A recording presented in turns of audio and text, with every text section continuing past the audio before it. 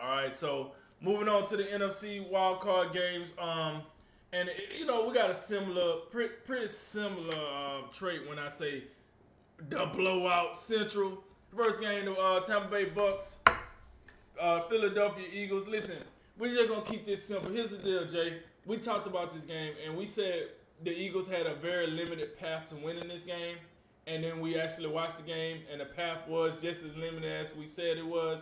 So, with that said, could the Eagles have done anything to win this game, or what did you see?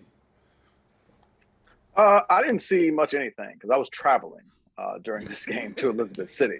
So, however, I don't think I need to see an ounce of game tape to know what happened. And, pretty much however we broke this game down last week is probably most likely to me, and you tell me if I'm wrong, but how it turned out. Like, to me, it was about the Eagles. They figured out this season, to Nick Sirianni's credit, what they do well.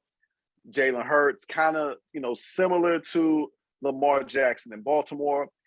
Let him run the ball a little bit, utilize his legs, lean on your backs. Miles Sanders, Jordan Howard, Boston Scott, and so on. And also the wide receivers, as we said, because for the 87th time, you drafted Jalen Reagor. You didn't draft Justin Jefferson, so you have that going on. So you have Devontae Smith and Dallas Goedert. Quez Watkins, he's pretty good, but you're limited in what you can do throwing the football. And Jalen Hurts, and we like Jalen Hurts, and I'm really I couldn't be happier for the success he had this year. But look, man, this is Tampa Bay. Tampa Bay, what they do well, they stop the run on defense. The way to exploit Tampa Bay is throwing the football, just letting this thing air out. You do need to, they got some great pass rushers. But this was a bad matchup for Philadelphia.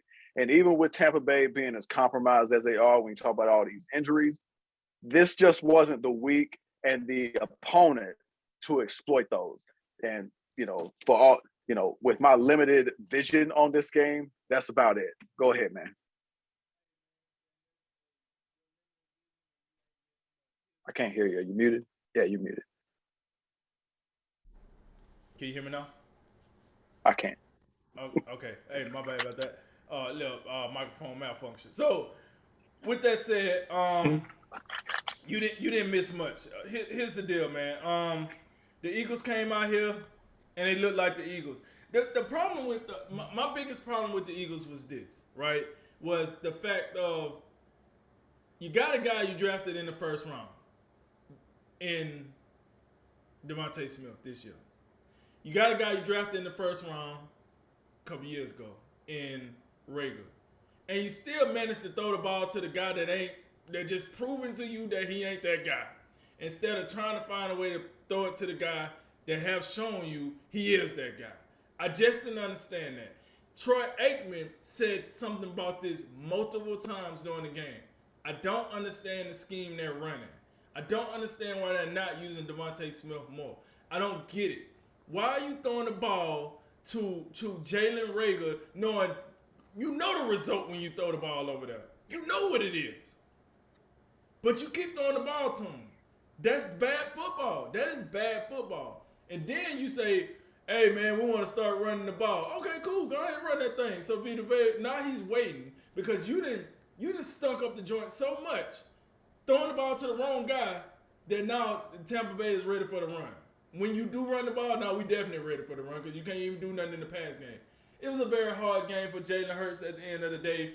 And like you said, I applaud all the success he got this year. And I see next year, Nick Sirianni is doing what he should have did this year. Jalen Hurts is his starter. Now you can go into the offseason building around Jalen Hurts instead of that. I got two starting bull crap that he was trying that wasn't flying, right?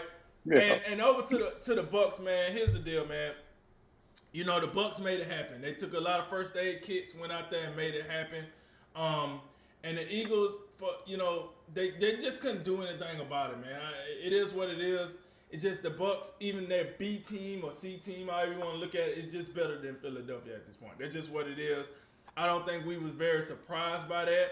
I think the way Tom Brady went down and commanded the offense, earlier in the game, he got a little sloppy in the second half, but that first half, they was in control. It was a clinic, It wasn't even close. So I mean, listen, Jay, you didn't watch the game. You didn't miss much. I think you could still call it play by play without even watching it because it went play by play. Oh yeah, yeah. We'll go ahead and on that note, we'll go ahead and move on to the next one, which was 49ers and the Cowboys. 49ers, the one road team in the wild card round, able to get a victory. They beat the Dallas Cowboys 23-17. You had let's just go straight to the end where the Cowboys, with 14 seconds left, decided in their infinite wisdom to run a quarterback draw with no timeouts. And, Dak Prescott, he ran for 20, 25. He had, some good success on that play. But the problem was with no timeouts, they had to get up there, get organized, spike the ball to get one more playoff. And it didn't happen. One of the, I got to be honest, I was laughing hysterically at how it panned out because I just never seen something like that. Just an incredible way to lose. Drake, what did you make of the way it ended? And of course, feel free to comment on the previous 59 minutes as well. Yo, man, it was a lot. It was a lot going on in this game. Listen, they called the Cowboys the America's team and this American game of the week, whatever. Listen, this game was entertaining. Was the most entertaining game by far for multiple reasons. One, two legendary franchises, right? 49ers, Cowboys. Got it. Cowboys ain't hosted a playoff game in quite a while. Darren sure ain't won one in even longer. So they in the billion dollar playpen. All right, cool. Dak Prescott, we seen what happened to him last year. Come back trying to lead the team. Boom. Then on the other side, you got Kyle Shanahan, just played in the Super Bowl 3 years ago. Still got his quarterback around. Jimmy Garoppolo trying to create value for himself because he see the writing on the wall with the draft, with the 49ers drafting Trey Lance. This is going to be Trey Lance's team in the future, right? And then let's fast forward, I guess, to the fourth quarter. And like you said, it wasn't a bad play call. It was just bad timing of the call. Everything from the time that Dak Prescott slid, from that time to like the next day, to me was just like, what in the hell is going on? So you slide, right? And then you do the little flip with the ball. And then the ref, oh, my bad, let me do my job. He comes in and he try to set the ball. That's only been an NFL rule for like forever, that the referee has to set the ball before you can play the next play. This ain't pick them up and bust them in the backyard. This ain't going out on the street getting 5 of the homies and we just gonna go out here and run a little pickup game right quick. This is the NFL. What are we talking about here? Of course the referee had to touch the ball. Of course he had to set the ball. Don't blame the referee. Blame your performance in the first 3 quarters, 3.5 quarters, and then your timing of your plays. Come on, man. The referee messed us up by doing his job. What was he supposed to do? Be out there in the tank top and let you do whatever you want to do while you drinking Kool-Aid on the sideline? What was he supposed to do? He was doing his job. You, the one that do your job. Okay, cool. So then that happens, right? Now, I get it, Cowboy fans. I got it. You're mad. You're frustrated. You paid all this money for these tickets. You thought your boys had a win. You didn't realize the 49ers was as good as they really were. You underestimated, and you left with your feelings hurt.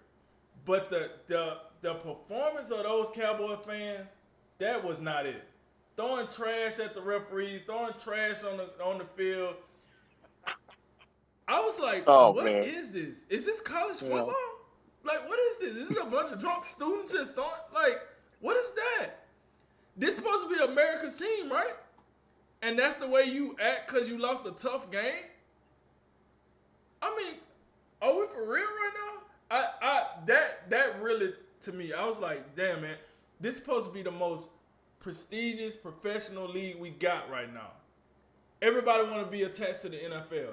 And then this is how America's team, the most polarizing owner in the NFL, this is how his team act in the $1 billion playpen. I wasn't a fan of it. But then, okay, so now I'm looking at the fans like, what in the hell? And then here go Dak Prescott on the mic after the game saying, well, I mean, I think the refs deserved it. Like, what are we doing here? Yep. What are we doing here? Oh, like, come on, man. This got a real, Freddie Kitchens. Like, what are we doing here? Like, let's be professionals here. I tell you this, man. I was a fan of the game itself. I thought it happened. What happened happened. Everything from Dak Prescott little slide to the end of the game, I was like, hey man, I'm over it. I don't know what this is about, but I thought this is some very unprofessional behavior from Dak Prescott, which is a guy that I think is a very mature guy, very professional guy, does the right thing. I didn't like those comments. I damn sure didn't like how the fans responded, throwing trash at the referees, throwing trash at the players, whatever. That wasn't it, So the ending of the game really caught my attention, and I wasn't the happiest about it. But I mean, it is what it is, I guess. And then moving on to our sixth game of the weekend. Hold on, let me get it in there. Let me get it in there and comment on this game a little bit. Get you some of that action. I gotta say, man, like this is probably the most satisfying result because I was searching for man, I just can't, even though all the home teams are favored, maybe all the home teams should win, but somebody's gonna pull one. And I zeroed in on this one. I was like, it was pretty simple, and I think it went about right as far as the key to the game. San Francisco protects the ball, they'll win the game. And up until the point where Garoppolo threw the pick, they were in complete control. They just kind of, methodically, chewing the clock, converting on third down, staying ahead of the chains, which I thought would be a big deal for them. Garoppolo completing passes here and there. And they were just more physical. I thought they were more physical on both sides of the ball. And that's why they got out to the lead. Now, in the fourth quarter, you kind of like, oh, man, it's getting a little nerve-wracking. Dallas gets that splash play with the interception, and now you're like, oh. And, Kittle almost had a fumble that could have been a big deal real late. Right. They ended up being, the ball had hit the ground, so it wasn't a catch anyway. So this was a great game to watch. Just you look at how Shanahan, devises his offense and how they, you got Elijah Mitchell, Deebo Samuel, the way that he's able to mix and match all these things. I thought it was a masterful job by the San Francisco coaching staff, the way they schemed, the way they game planned, the way they came out and just set the tone physically. So all the credit in the world to them. But like Dallas, this is just like this. It's just incredible to lose this way. And the problem is, it'd be one thing, and you're absolutely right, the way they handle it after the fact is almost even worse than how they closed the game. And never mind the fact that the first three quarters, you just were not good enough. They got their butt kicked. Like, San Francisco's offensive line was pushing these guys back. And then, we know, like, the Dallas offensive line Zach Martin, all-pro, Tyron Smith, like, what's that? He's still riding that 10-year crazy contract.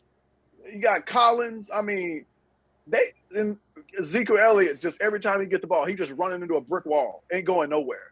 Maybe that has to do with he's still, dealing with an injury all year. I'm sure we'll see a report next week talking about, Zeke played with a meniscus ligament tear. There'll be something, how it is, just like Baker Mayfield. I played with a labrum tear the whole year. Like, I don't care.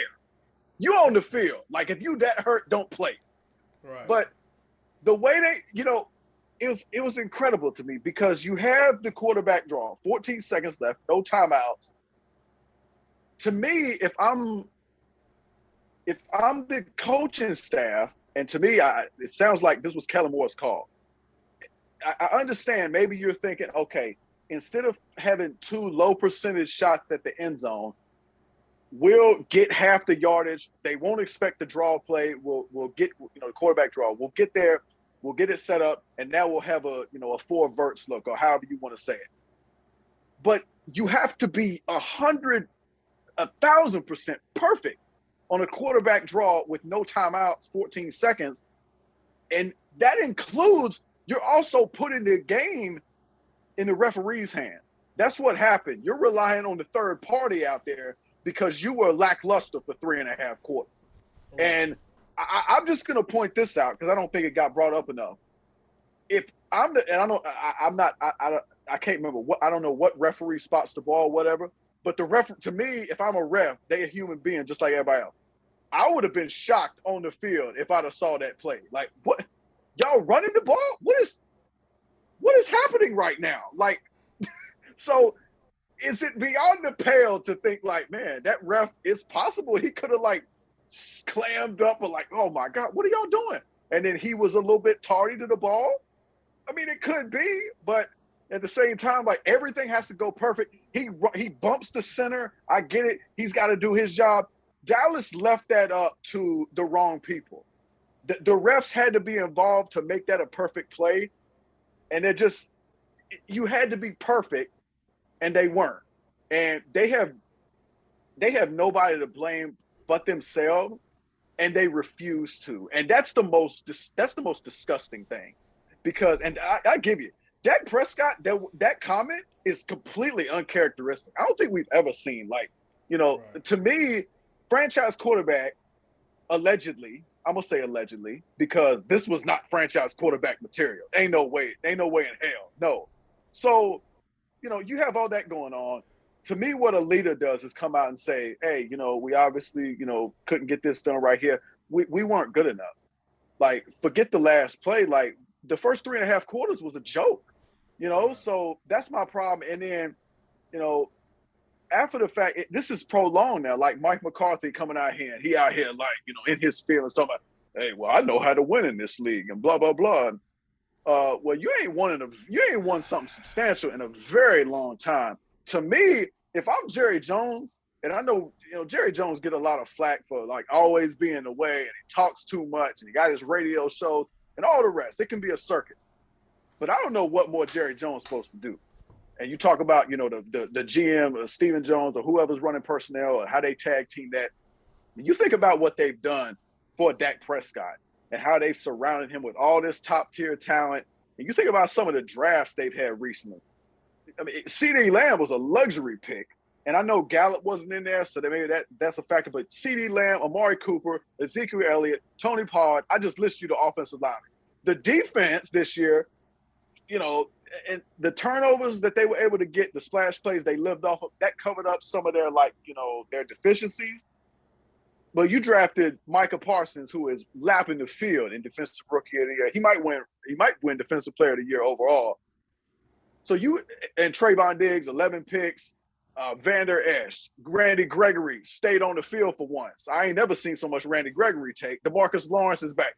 The talent that they have, this might be the most talented team Dak's ever had around him. And you one and done, and you on out of here. Incredible. If I'm Jerry Jones, I'm incensed. And another thing, I have to say this. Kellen Moore and Dan Quinn, they got a lot of interviews lined up. I don't want any part of them dudes after this mess. Kellen Moore, that's your answer on the last play of the game when the first 3.5 quarters was like nothing to write home about, and that's what you wanted to close out with? I'm passing on both these dudes. I've already seen Dan Quinn. You know how I feel about these retreads that get a coordinator job for 1 year, and hey, they ready to be a coach again. No, you need to wait for a little bit because ever since 28-3, you ain't done nothing. So, no, highly suspect. 49ers deserve all the credit in the world, and on the flip side, the Cowboys deserve all the ridicule in the world because not only how they played the game and finished the game, but the post game was almost even worse because they refused to take accountability. It's just incredible. Moving on. Rams, Cardinals. You had something else? I was just gonna say you brought up 28-3, and it just so happened Dan Quinn was looking across the field at the guy that was kind of responsible for 28-3, and Kyle Shanahan. Absolutely, that was hilarious. Yeah. Hey, Kyle Shanahan. I'm saying he looked. But we also real quick, not to go on a tangent. If Dan Quinn didn't have Kyle Shanahan, he's not in the Super Bowl. So, anyway, Rams, Cardinals. another one of those, the trifecta matchup similar to the Bills and Patriots from the last segment. The Rams took these guys to the woodshed. We know both of these teams finished pretty suspect to end the year after really good first half starts. The Rams won the late season regular season meeting, and big win for them in the playoffs. Drink, what'd you think of it? Hey man, listen. We talked about this game, and listen, I think the Rams did. I ain't gonna say they hurt us, but they did what we said. Hey, listen, Matthew Stafford, you can't run the ball straight at these Cardinals, and you can't win your one-on-ones out there with Odell Beckham and Cooper Kupp and Higbee and etc. You don't deserve to win this game, and then we got to talk about some things as a starting quarterback. It almost get to the fact. Listen, bro, they took you from the beginners level straight to the advanced. We ain't even worry about intermediate. We took you from beginners to advanced. This team is advanced. This team is NFL, NFC championship ready, if not Super Bowl ready. And all you got to do is come in there and do your job. I think he did his job. I wasn't super blown away, but he did his job. And I thought he did his job at a high level. My thing is, and we're going to talk about this in the divisional round talk.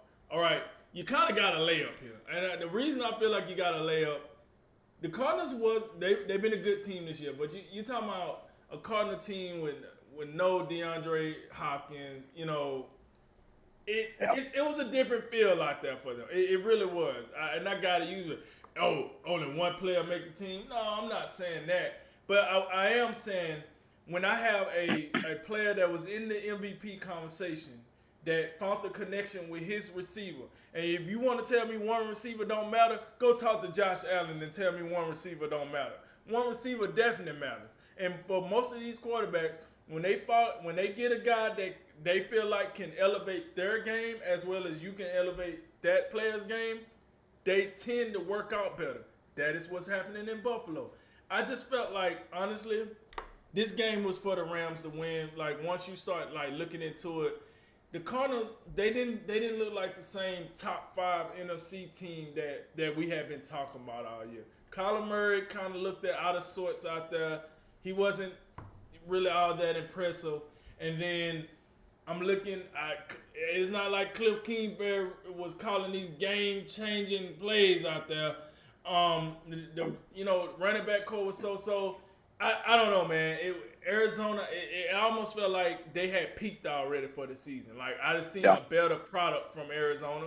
And that's kind of what I seen. And then I just seen the Rams say, hey, man, I'll take these layups and these free throws. I ain't got to shoot no threes. And, hey, Odell, you back there? Oh, we got an Odell Beckham side. No, Cooper Kupp. Oh, man, I like this. Hey, Cam, you run around. You and Sony want to, they're not good at stopping the run. What y'all want to do? All right, let's run at them, man.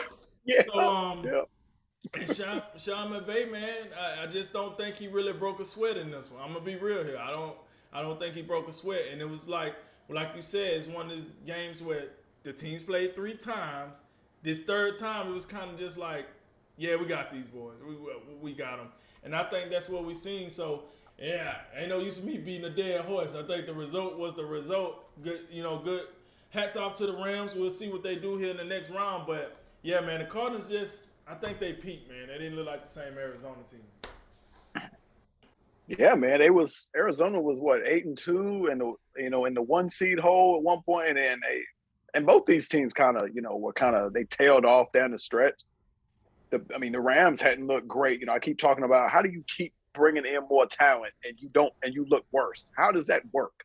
But they did beat the Cardinals late in the regular season, and to me, it's almost like when you look at these two teams, the Cardinals seem like they're not built for the playoffs. Like they got too much finesse in them.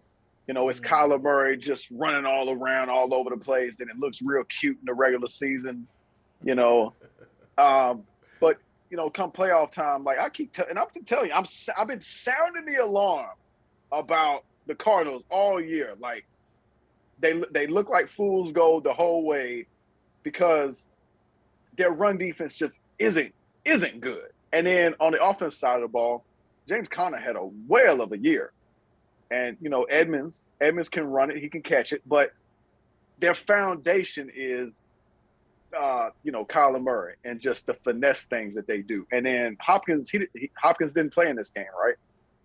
No, he did not. Okay, so and that is a huge deal because after Hopkins, it's who is it? It's Christian Kirk, it's over the hill AJ Green. I'm sorry, Rondale Moore. So when you take Hopkins out, that is a huge deal because Don't sometimes. forget about Zach Ertz. Oh, Zach Ertz too. Yeah, but it's just one of those situations where sometimes when the top receiver is just, by a mile, just so much better than everything else, and you remove him. Think about the Saints almost with Michael Thomas. And Michael Thomas, I know we ain't seen him in ages, but after Michael Thomas on this team now, it's just, I don't want to say it's a disaster, but I'm sorry, you're not game planning for Traquan Smith and Marquez Callaway and all these guys. You're just not. So when you have that, and you already have a situation where they're not that overly impressive running the ball. You're just not built for the playoffs, and the Rams are. The Rams, even though we talk about Matthew Stafford, we talk about Odell, we talk about Cooper Kupp, all these guys, Van Jefferson. Even when you go back to when the Rams made the Super Bowl, it was all about the run game first. And even with Stafford, when they don't run the ball, they have a harder time. And their offensive line is better in the run game. So when you have them straight drop back passing, they have some problems. And then you have Stafford, he throw 7 picks in the last 3 games, and we're wondering what in the hell happened to you. So. But now you have this game. They did things right, and I don't think they were overly impressive running the ball, but they stuck with it. They were good enough. They get Stafford in play action, running some bootlegs, doing those type of things, and the Rams defense showed up big time. I thought the Rams defense came in with Aaron Donald, Jalen Ramsey, Von Miller. The list goes on and on. And they just dictated the game. And again, it's this situation where far too often, sometimes it's real simple. The game of football, all about imposing your will on the opponent. And there's nowhere you do that more than up front on both sides, on the offensive and the defensive line. The Rams, to me, were the better team on both sides in that regard. And I'm going to tell you, the Cardinals, to me, we heard about the Cardinals all year. Oh, man, they flying high in Cliffbury. We get what he's doing. It's just a wonderful thing to see. And Steve Keim, man, they looking great after they had that year where, Steve Wilkes coached for 1 year, and then it was just a joke. Oh man, they got it together now. And I really hope this. Please don't let this be the final. We got to see some playoff stuff. You can't be out here being the next iteration of Marvin Lewis. Not saying that's what you're gonna do, but this is just. The way they just ended the season, though. When you're 8-2 and then you finish 11-6, I believe, and then you get whooped in the playoffs by a team very well. Not a good look. So I'm concerned about that. And also, look, Vance Joseph in that defense, I really think I've heard, hey, Vance Joseph might be in play for the Miami job. On what grounds? Please tell me on what grounds. I'm telling you, some of these retreads that, he was a coordinator in Miami. He wasn't good. He goes to Denver to be a coach, and this is off on a tangent, but he goes to Denver to coach for 2 years. He was not good at all. And now he's a coordinator again, and I get it. The Cardinals defense, if you take the outside of the run game, the run defense being porous, it was okay. Isaiah Simmons, Jordan Hicks, Chandler Jones. You got a lot of good guys on that defense, but this is your last, your final exam. I don't know why some of these coordinators are in the conversation for head coaching jobs. Please give me. You got to give me something else.